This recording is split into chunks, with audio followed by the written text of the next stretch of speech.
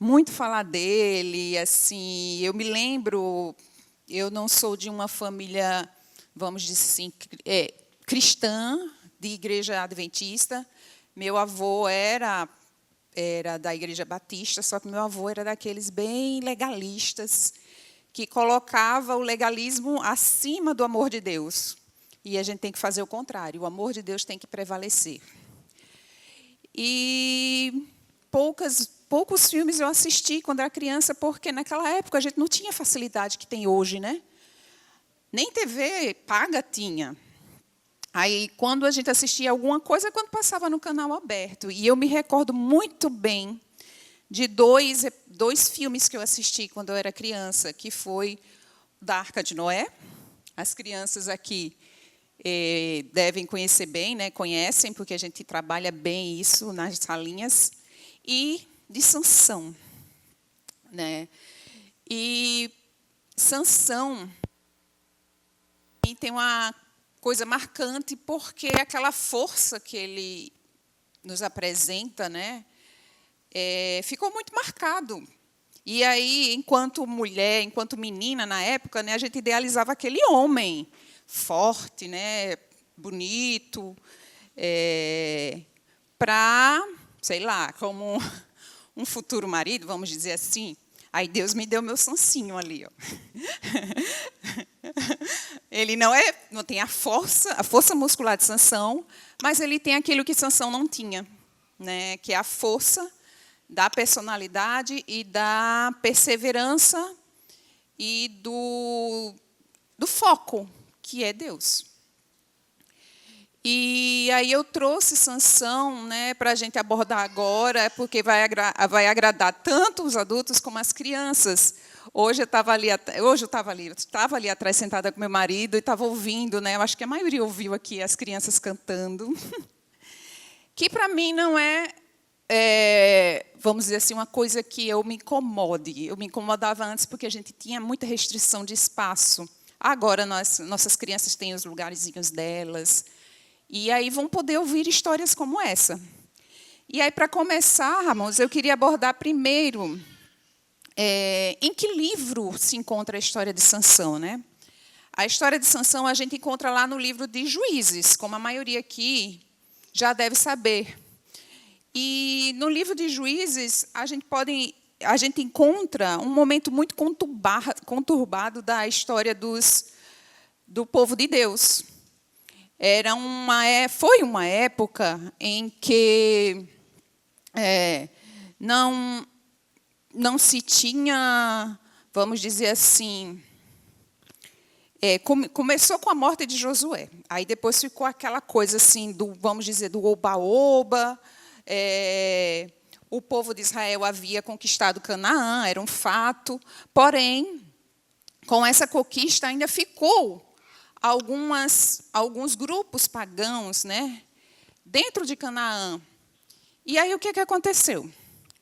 Houve essa mistura entre os judeus com os filisteus.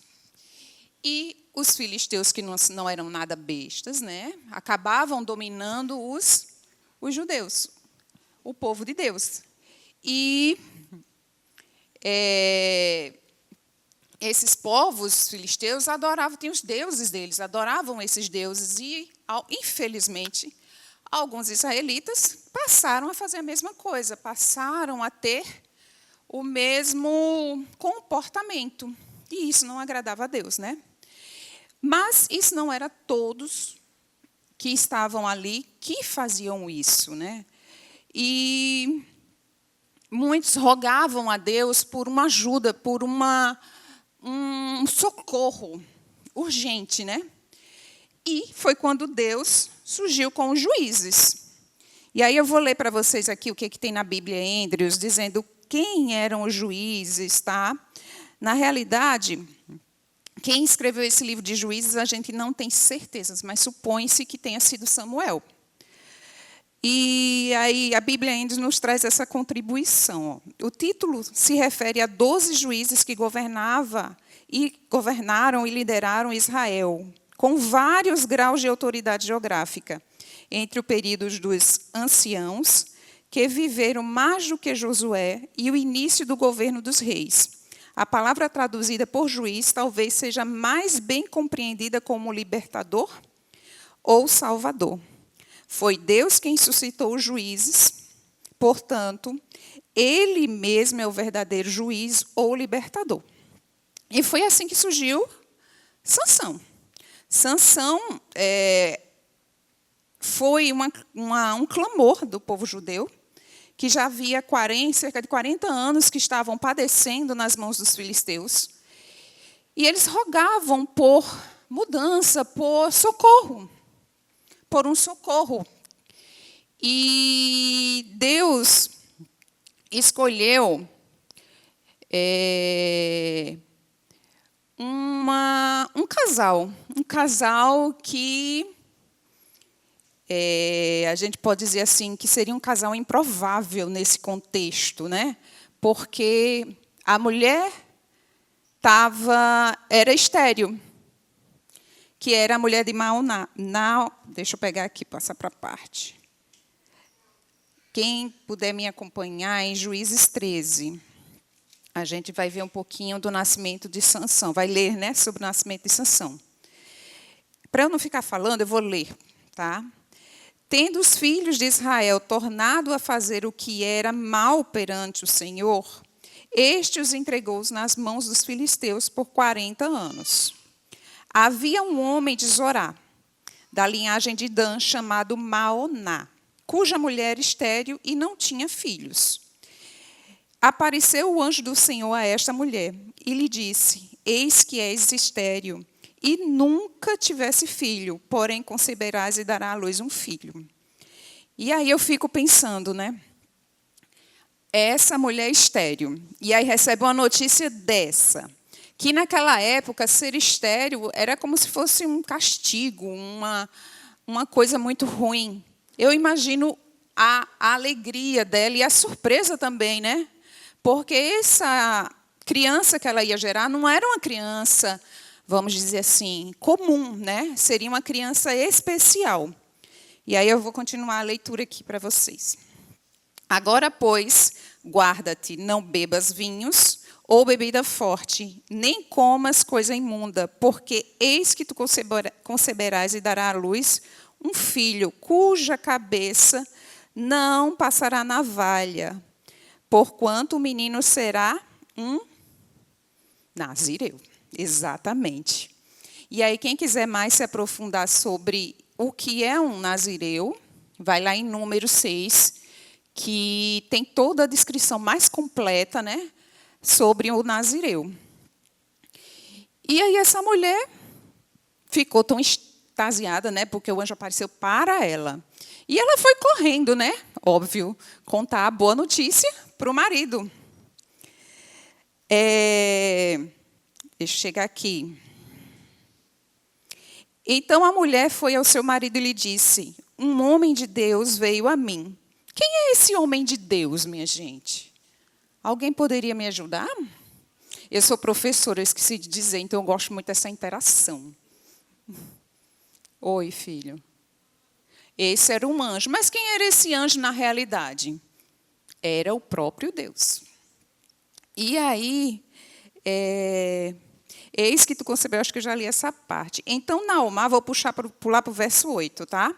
Então, Naamá orou ao Senhor e disse: ah, meu Senhor, rogo-te que o homem de Deus que viesse, venha outra vez e nos ensine o que devemos fazer ao menino que há de nascer. Quando a gente está grávidos, né? A primeira coisa que a gente faz é idealizar uma educação, vamos dizer assim, a melhor possível, né? Realizar os sonhos que a gente não conseguiu realizar com aquela criança. Desejar tudo que é de bom. Não é Diego, agora que é recentemente pai.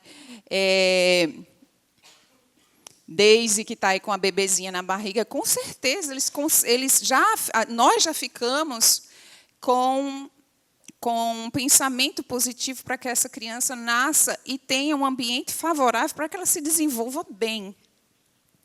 E assim fez Naamá. como ele não estava presente nesse momento em que o anjo apareceu, ele orou a Deus, pedindo para que esse anjo voltasse a aparecer e assim ele pudesse entender e apreender tudo o que ele poderia fazer para que essa criança, como nazireu, ainda mais especial, pudesse cumprir o seu papel aqui. E aí, no verso 9, Deus ouviu a voz de Naomá, e o anjo de Deus veio outra vez à mulher, quando esta se achava sentada no campo, porém não estava com ela o seu marido Naomá. E aí ela correu, foi atrás dele, porque ela queria, juntamente com Naomá, ouvir essas boas novas. E chamou Naomá correndo. Vou pular agora para o verso 12. Então disse Naomá: quando se cumprirem as tuas palavras, qual será o modo de viver do menino e o serviço? E aí o anjo do Senhor começa a descrever. Guarde-se a mulher de tudo que lhe disse. Ou seja, essa criança já era um nazireu desde o ventre da mãe. De tudo quanto procede da videira não comerá, nem vinho, nem bebida forte beberá, nem coisa imunda comerá. Tudo quanto lhe tenho ordenado guardará. Então Naomá disse ao anjo do Senhor: permite-nos deter-te a ti e te prepararem um cabrito. E aí ele preparou esse cabrito para o anjo do Senhor. E aí esse anjo subiu na fumaça desse fogo, Pulando agora para o verso 29. Verso 24. Depois deu a mulher à luz um filho e lhe chamou de Sansão. O menino cresceu e o Senhor o abençoou. E o Espírito do Senhor passou a incitá-lo em Maané, Dan, entre Zorá e Estaol. E aí começa a grande e, vamos dizer assim, fracassada, trajetória de Sansão. Sansão teve grandes altos e baixos. Sansão era aquele tipo de jovem que a gente olhava para ele e dizia: nossa, esse daí está perdido, apesar de ter sido separado por Deus para ser um nazireu. Mas ele fez tudo o que não podia, o que não devia. Ele, na realidade, de nazireu, naquela idade, ele só tinha o nome. Obrigada, filho. E ele sabia que era um nazireu. Ele tinha consciência disso. E talvez esse fato tenha enchido o ego de Sansão. Sansão era muito egoísta, Sansão era muito autossuficiente. Sansão era muito independente. Imagina ele depender de Deus. Infelizmente. Infelizmente não aconteceu. E aí, Sansão, apesar disso, ele continuava tendo o poder sobrenatural dele, que era a força. Que muitos acreditam que era de onde? De onde é que vinha a força de Sansão? Alguém poderia me ajudar? Será que era do cabelo? Tem certeza? Não. De onde era a força de Sansão? De Deus. De Deus. Eu até então, Vivi, achava também que era do cabelo. Por isso que é tão importante a gente estudar as palavras, a escritura do Senhor. Sansão, para vocês terem noção da força de Sansão, ele matou um leão com as próprias mãos, como se fosse um pequeno cabrito. É fácil matar um cabrito? Não. Imagina um leão. Jovem. Ou seja, um leão na flor da idade, um leão com toda a força que ele poderia ter. Matou. Uma coisa assim. Ele destruiu os campos dos filisteus. Mas ele fez isso por vingança. Era outra característica, infelizmente, ruim de Sansão. Ele fez isso por vingança. Ele arrancou os portões de Gaza com as próprias mãos. Ele matou cerca de 1.000 homens com a mandíbula de um jumento. Que fosse incrível, né? Infelizmente, era só uma força física. Não, era uma força, vamos dizer assim, espiritual, que era o que mais Deus queria dele. Olha o Sansão aí, ó.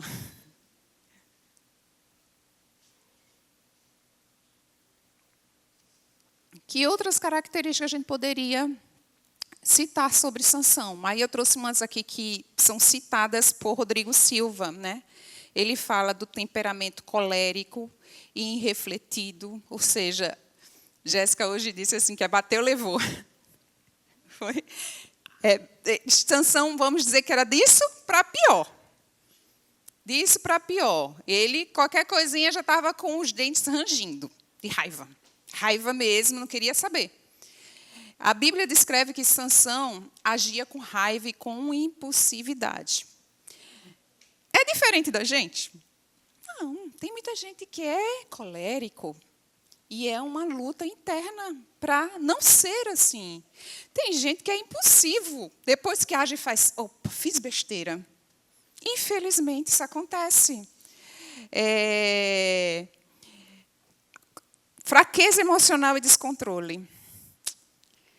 A gente vive num mundo hoje que encontramos muitas pessoas fortes também, não tanto quanto Sansão, mas fortes.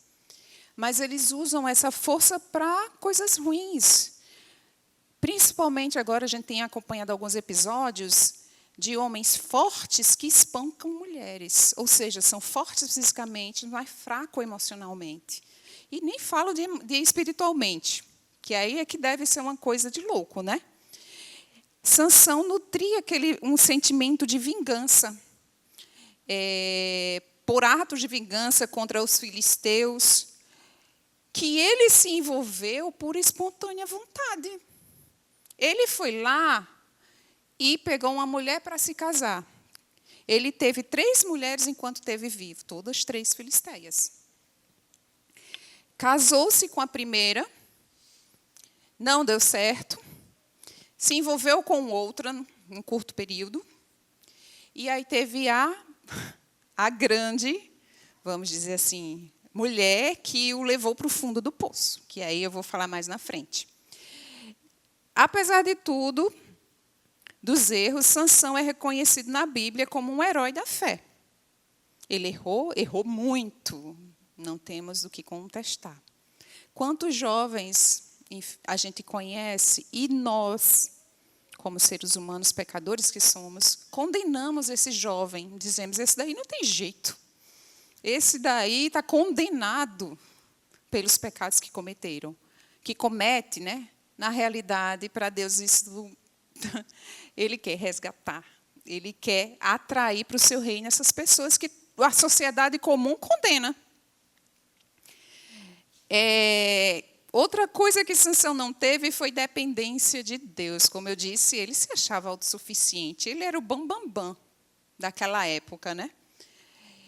E, infelizmente, como eu disse a vocês, quando o anjo do Senhor apareceu para a mãe de Sansão e pronunciou que ele seria um nazireu, ele não podia quebrar o voto do nazireu, só que ele quebrou tudo que podia, minha gente. Não só o portão, não só quebrou um leão, mas quebrou aquilo de mais genuíno que Deus nos dá, que são os princípios. E os princípios do nazireu ele quebrou. Não levou nem em consideração. Ele chegou perto de um cadáver de um leão. Foi um dos episódios que eu falei. Ele chegou perto do cadáver. Quando ele matou o leão, que foi embora, no seu retorno, o leão estava com mel, um favo de mel no corpo dele. Ele foi lá, tocou no corpo do cadáver, né, do leão, pegou o mel, comeu do mel e, achando pouco, ele ainda levou esse mel para os pais dele comer, sem que eles soubessem. Alguém falou alguma coisa?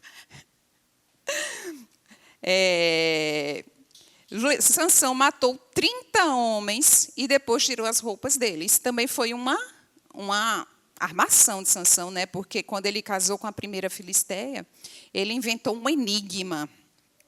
E ele disse que quem descobrisse esse enigma ganharia 30 vestes de roupas novas.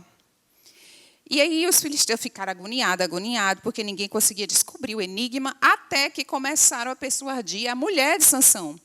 E ela, com o jeito feminino, né, com as artimanhas femininas, conseguiu descobrir o segredo e contou para o filisteu. E aí Sansão agora tinha que pagar a aposta que ele fez. E o que foi que ele fez? Simplesmente matou 30 homens, tirou as roupas desses 30 homens, ou seja, novamente voltou a tocar em cadáver, e pegou essas roupas e deu para os filisteus que ele havia prometido. Provavelmente também Sansão bebeu vinho, que é outro princípio dos nazireus, porque quando Sansão casou, ele deu uma festa. E a festa, antigamente, né, tinha muita bebedeira, tinha muita coisa que ele não poderia se envolver e se envolveu. Sansão também chegou perto de 30 corpos. Ele, na realidade, ele matou 1.000 pessoas e chegou perto dessas 1.000 pessoas nos corpos. Matou essas pessoas com a mandíbula de um jumento, que já é um cadáver. E, por último, e o pior, vamos dizer assim, em relação ao fundo do poço de Sansão, foi o corte do cabelo. Que tão faceiramente, Dalila, que foi a última mulher que Sansão teve, né, a última filisteia, conseguiu arrancar esse segredo dele, né? Aí eu lendo esse capítulo que fala desse momento, que é o capítulo 16, né, em que Dalila é perguntada pelos filisteus se ela poderia descobrir o segredo de Sansão. Como é que ele faria? Como é que ele tinha tanta força daquela forma tão inexplicável, né?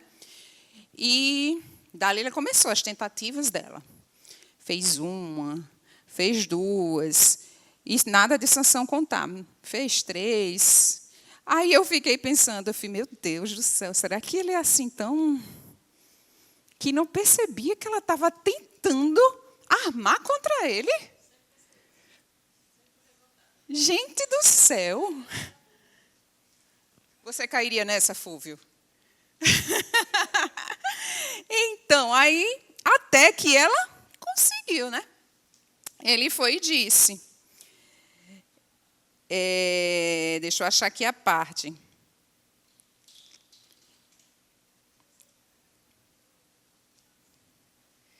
O cabelo da sua cabeça, logo após, foi raspado quando ele contou o segredo. E aí, Sansão, realmente, a única coisa como nazireu que o mantinha ainda ligado a Deus era o cabelo. E aí, nesse momento, quando ele contou o segredo a Dalila, que o cabelo foi raspado, acabou-se.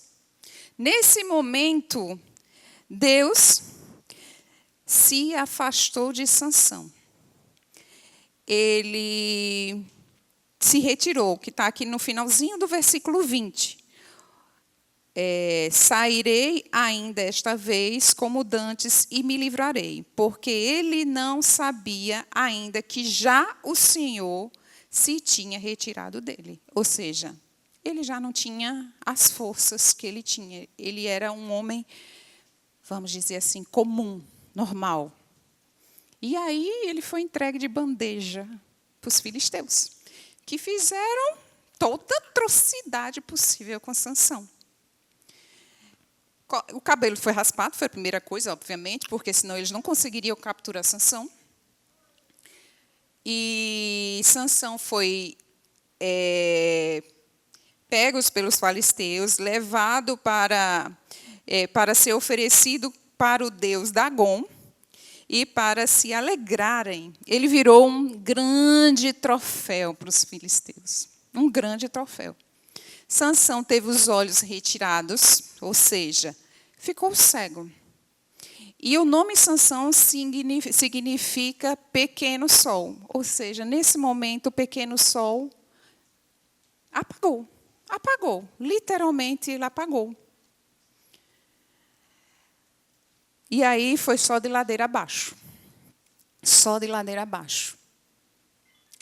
Como é que a gente poderia pensar assim? Um homem que tinha um futuro, um jovem, uma criança, um futuro tão promissor, se deixou levar pelo seu egoísmo, pelas suas escolhas, sem colocar Deus em primeiro lugar. Sem colocar Deus à frente de tudo que ele fosse decidir ou que ele fosse escolher. Ele fez escolhas de acordo com as suas preferências e não com as preferências de Deus, não com aquilo que Deus tinha dito que ele deveria fazer. Mas, mesmo assim, temos lições para aprender com Sansão, senão ele não estaria aqui, nos ensina.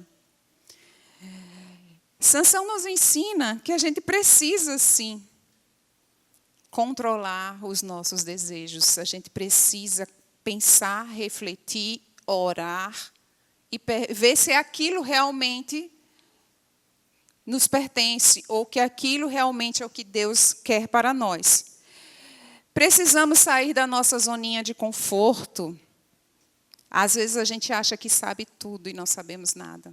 Toda vez que lemos aqui a Bíblia, aprendemos uma coisa nova. Toda vez que a gente se envolve em alguma coisa que possa engrandecer o nome de Deus, como ajudar na igreja, seja no que for, a gente sai da nossa zona de conforto. A importância da constância com Deus, isso daqui eu acho que é uma coisa que pega muito ainda, pega muito nesse tempo que nós estamos.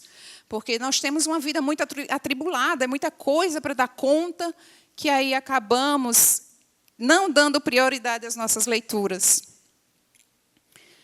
Deixamos para segundo, terceiro, quarto, até vez quinto plano, né? E não é fácil mesmo. Reconhecer que nós dependemos de Deus sempre.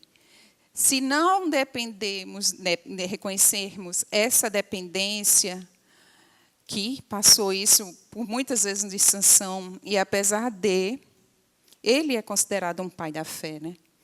E nos mostrarmos arrependidos, né? E pedir a Deus restauração, pedir perdão mesmo, por tudo de errado que a gente comete ou que nós cometemos, que Ele está aí pronto para nos perdoar e nos restaurar.